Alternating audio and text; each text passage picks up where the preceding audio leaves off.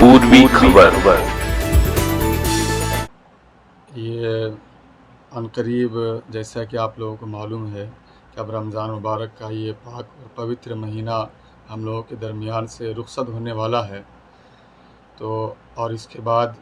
पूरी दुनिया में लोग ईद उल फितर की नमाज़ अदा करते हैं और खुशी के साथ ईद मनाते हैं। ऐसे मौके पर हम आपके चैनल के ज़रिए से पूरे हिंदुस्तान के मुसलमानों को खुसूसन और पूरे बरादरान वतन को ये पैगाम देंगे कि आप मोहब्बत के साथ ईद मनाएं। जिस तरह से हमारे पूर्वजों से और पहले से चला आ रहा है कि लोग प्यार और मोहब्बत के साथ, भाईचारगी के साथ ईद मनाते हैं, एक दूसरे को सेवई खिलाते हैं, गले लगाते हैं, मुबारकबाद देते हैं। इमसाल भी उम्मीद है कि इसी तरह से हमारे हिंदुस्तान में रहने वाले लोग इसी तरह से ईद मनाएंगे और प्यार और मोहब्बत को बांटेंगे। अब एक तरफ जहाँ के खुशी का माहौल होता है, तो हम ये चाहते हैं कि ऐसे मौके पर कुछ जो हमारे समाज में ख़राबियाँ आ गई हैं ये ना हो। जैसे कि अक्सर ये देखा जाता है कि जब चाँद नज़र आ जाता है तो ख़ास तौर से हमारा जो नौजवान तबका है ये हमारे मोहल्ले में डीजे वगैरह का एहतमाम करते हैं। ये खूब नाचते हैं, गाते हैं और धूमधाम इस तरह से खुशी मनाते हैं, जबकि ईद इसका नाम नहीं है। डीजे बजाने का नाम ईद नहीं है और ना ही जो है ना वो बाइक लेकर के और अपने जान को ख़तरे में डाल करके बेकाबू गाड़ी चलाना, इसका भी नाम ईद नहीं है। ईद है कि आप खुद खुशी मनाइए और अपने खुशी में अपने कौम और समाज में रहने वालों को भी शामिल कीजिए, इसका नाम ईद है। तो इस तरह से हमें ईद मनाना है। तो हम ये चाहेंगे कि इन साल जो हमारे उलमा की जमात है, जो हमारी टीम है हमारे साथ में अल्हम्दुलिल्लाह, हम लोग इस तरह से जहाँ कहीं भी खुराफात हो रहे हैं कि जो चाँद की रात में डीजे बजाते हैं और गाने वगैरह का एहतमाम करते हैं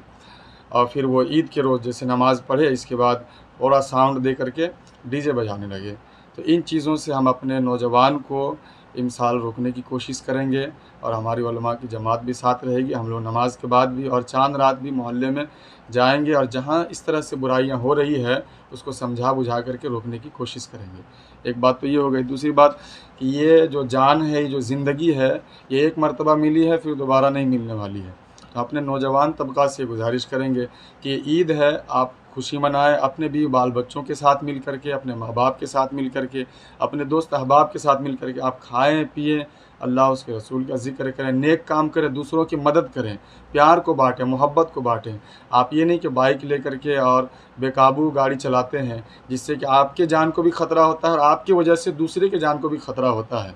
तो इस वजह से अपनी मौत को आप दावत न दें और बिला वजह आपके पीछे आपके फैमिली के लोग इंतज़ार कर रहे होते हैं, आपके बच्चे इंतज़ार कर रहे होते हैं और आप बाइक लेके जाते हैं, अपने माँ बाप के सपनों को, अपने बीवी बाल बच्चों के सपनों को आप चूर कर रहे होते हैं। आपकी वजह से सारे घर के लोग, मोहल्ले के लोग परेशान होते हैं और ईद इसका नाम है भी नहीं। आप बदनाम कर रहे होते हैं कि देखो मुसलमान इस तरह से ईद मनाता है। तो ये चीज़ें हमारे इस्लाम में नहीं है। हम इन चीज़ों से भी अपने नौजवान भाइयों को रोकेंगे और उनसे गुजारिश करेंगे कि आप इस तरह से ईद ना मनाएं, बल्कि जैसा कि इस्लाम में ईद मनाने के लिए कहा गया है आप उस हिसाब से ईद मनाएं। तीसरी बात ये है कि ये देखा जाता है कि ये ईद ये एक अल्लाह की नेमत है। जब भी कोई त्यौहार या कोई भी पर्व मनाते हैं लोग, तो उसमें अपने अल्लाह का, जिसने उसको पैदा किया है, जिसने उसको ज़िंदगी दी है, वो उसका शुक्र अदा करते हैं।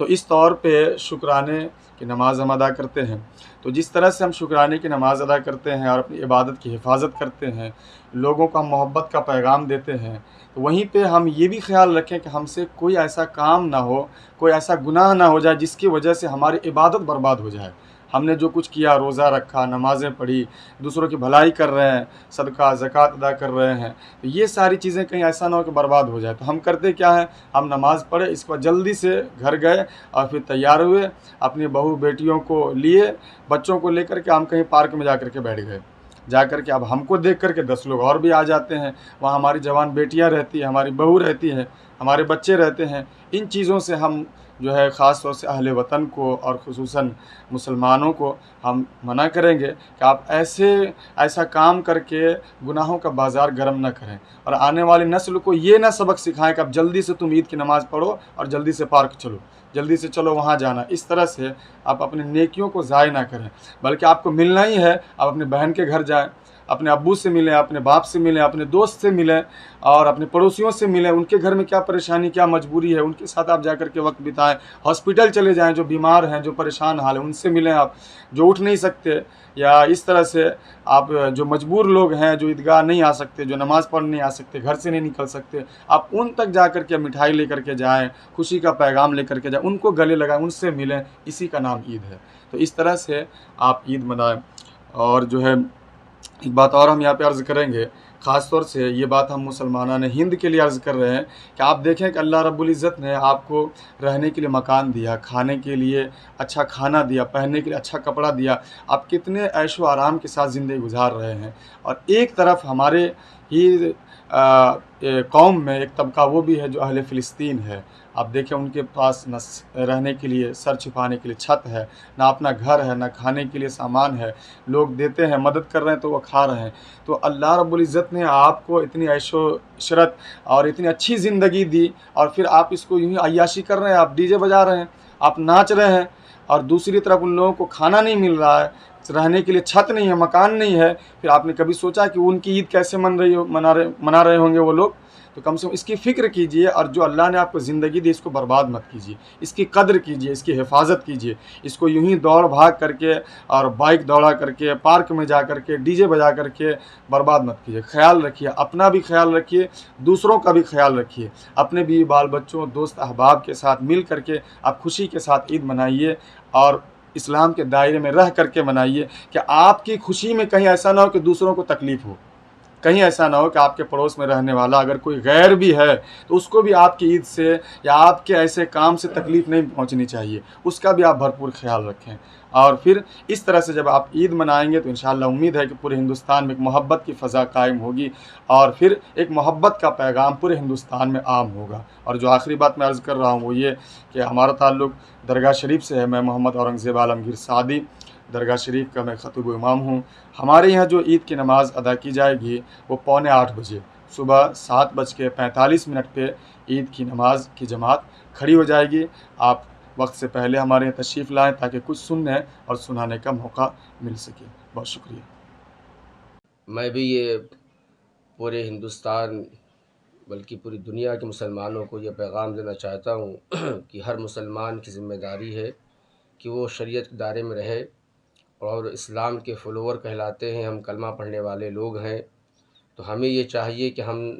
جو باتیں شریعت نے منع فرمائی ہے، قرآن و حدیث میں حرام ہے، ناجائز ہے، گناہ ہے، اس سے ہر مسلمان کو بچنا چاہیے،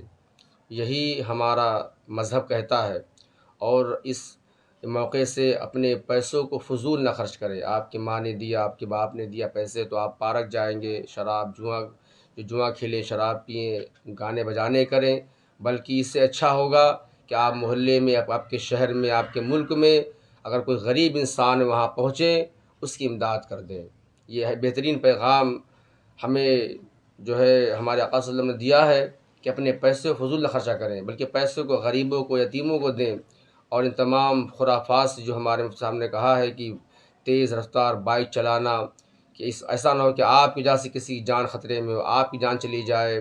پھر آپ گانے بجانے کریں گے، یہ سب حرام و ناجائز ہے۔ تو ہم چاہتے ہیں کہ ہر مسلمان جو کلمہ پڑھنے والا ہے، گانے بجانے، جوا شراب اور سنیما ہال جا کر کے وہاں فلمیں دیکھنا،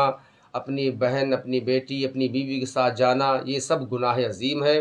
ہم یہ چاہتے ہیں کہ ہمارا مسلمان جب کلمہ پڑھ لیا ہے، کلمہ پڑھتا ہے، مسلمان خاندان میں پیدا ہوا ہے، تو اسے چاہیے اپنی عزت بچا کر رکھے، ان تمام باتوں سے پرہیز کرے۔ انشاءاللہ تعالیٰ مجھے امید ہے کہ ہمارا یہ پیغام لوگوں تک پہنچے گا، اور اللہ اس کے رسول کا واسطہ ہے کہ ہر مسلمان اس بات کو ضرور مانے کہ ہمیں حرام ناجائز کام نہیں کرنا ہے جو اللہ اس کے رسول کو ناراض کر دے۔ تمام اہل وطن کو